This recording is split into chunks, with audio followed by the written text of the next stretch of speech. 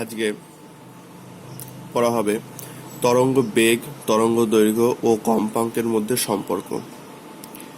তো তরঙ্গ বেগ কি বা তরঙ্গ দৈর্ঘ্য কি, কম্পাঙ্ক কি, এগুলো আগের ক্লাসে আমি বলেছি, তোমরা নিশ্চয়ই পড়ে নিয়েছো, মুখস্থ করে নিয়েছো। তো তার উপর বেস করে এদের মধ্যে সম্পর্ক প্রতিষ্ঠা করা হয় কিভাবে দেখা যাক। ধরো তরঙ্গ বেগকে ভি ধরা হচ্ছে, এটা সবসময় এটাই ধরতে হয়, তরঙ্গ বেগকে ভি ধরতে হয় ফর ভেলোসিটি। আর তরঙ্গ দৈর্ঘ্যকে ল্যামডা ধরা হচ্ছে, কম্পাঙ্ককে এন ধরা হচ্ছে। এন কম্পাঙ্ক মানে কি, অর্থাৎ তরঙ্গটি 1 সেকেন্ডে এন বার পূর্ণকম্পন সম্পন্ন করে। কম্পাঙ্ক মানে হচ্ছে 1 সেকেন্ডে যতবার পূর্ণকম্প সম্পন্ন করে তাকে কম্পাঙ্ক বলা হয়। যেহেতু কম্পাঙ্ক এন, তার মানে হচ্ছে 1 সেকেন্ডে তরঙ্গটি এন বার পূর্ণকম্পন সম্পন্ন করে। আর ল্যামডা তরঙ্গ দৈর্ঘ্য মানে কি, একবার কম্পনে তরঙ্গটি ল্যামডা দূরত্ব যায়। তাহলে একবার কম্পনে যদি ল্যামডা দূরত্ব যায়, তাহলে এন বার কম্পনে যায় এন ল্যামডা দূরত্ব। এন বার কম্পন হয় এবং এন বার কম্পনে যায় এন ল্যামডা দূরত্ব। 1 সেকেন্ডে তরঙ্গটি এই যে এন ল্যামডা দূরত্ব যায়, এই 1 সেকেন্ডে যে দূরত্ব যায় তাকেই বলা হয় তরঙ্গ বেগ, অর্থাৎ তরঙ্গ বেগ ইকুয়াল টু এন ল্যামডা। অর্থাৎ এই সম্পর্কটা খুব important, V equal to N lambda. V equal to N lambda, এই ফর্মুলাটা তোমাকে প্রতিষ্ঠা করতে দিতে পারে, অথবা এই ফর্মুলা দিয়ে কিন্তু অঙ্ক আসতে পারে। কিরকম অঙ্ক হয় তার একটা উদাহরণ দিয়ে আমি দেখিয়েছি। বলছে একটি সুষলাকার কম্পাঙ্ক 280 হার্জ, তরঙ্গ দৈর্ঘ্য 0.8 মিটার, এবং যদি হয় তাহলে উৎপন্ন শব্দের বেগ কত। তাহলে কম্পাঙ্ক কত, 280 হার্জ, তরঙ্গ দৈর্ঘ্য কত, 0.8 মিটার, তাহলে তরঙ্গ বেগ কত। তাহলে V equal to N lambda, V আমাকে বের করতে হবে, এন এর মান 280, ল্যামডার মান 0.8, অর্থাৎ গুণ করলে পরে 224 মিটার/সেকেন্ড। তাহলে এইভাবে ভি ইকুয়াল টু এন ল্যামডার অঙ্কগুলি করতে হবে। ভি ইকুয়াল টু এন ল্যামডার অঙ্ক কিছু প্র্যাকটিস করো। এই ভি ইকুয়াল টু এন ল্যামডার অঙ্ক আমি কিন্তু কয়েকটা অঙ্ক দিয়ে দেবো করতে বই থেকে, এবং সহায়িকা বই থেকে। V equal to N lambda দিয়ে যে অঙ্কগুলি আছে সেগুলো প্রত্যেকটা ধরে ধরে প্র্যাকটিস করো। প্রবলেম হলে আমায় ফোন করে নিও। চলে আসছি পরের টপিক। পরের টপিকে আমরা যা দেখতে পাবো সেটা হচ্ছে শব্দের প্রতিফলন। শব্দের প্রতিফলন কি, বলা হচ্ছে একটি শব্দ করা হলো, শব্দটি এই মাধ্যম থেকে আসলো, এটা একটা মাধ্যম, আর এই দাগের নিচে এই যে দাগটা, এইটা একটা মাধ্যম, উপরেরটা একটা মাধ্যম, নিচেরটা আরেকটা মাধ্যম।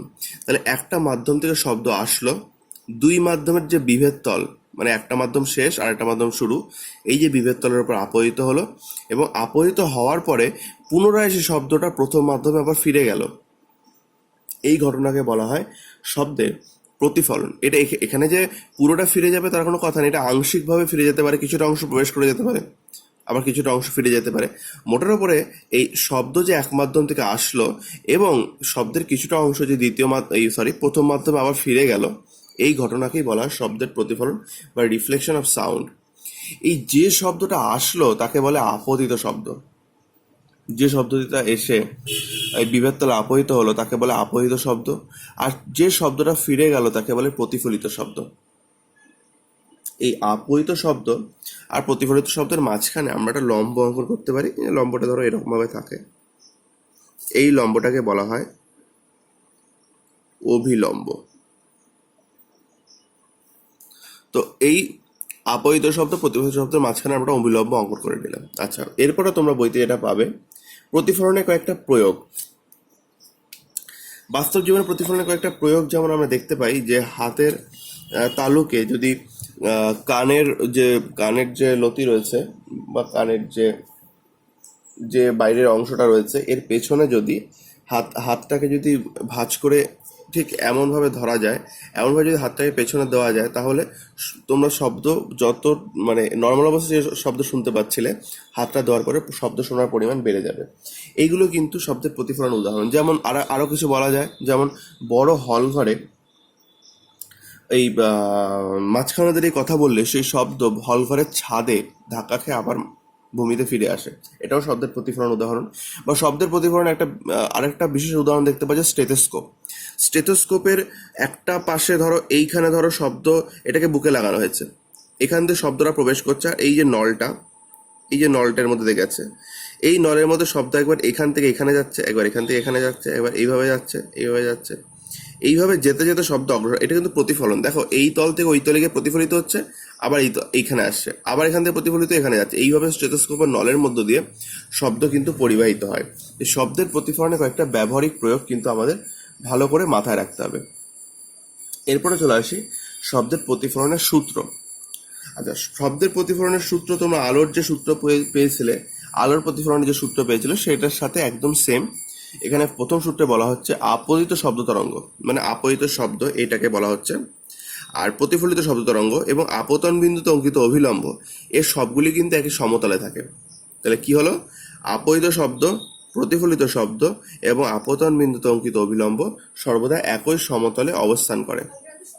আর এই যে আপতন কোণ আর এই যে প্রতিফলন কোণ, এই দুয়ের মান কিন্তু পরস্পর সমান হয়।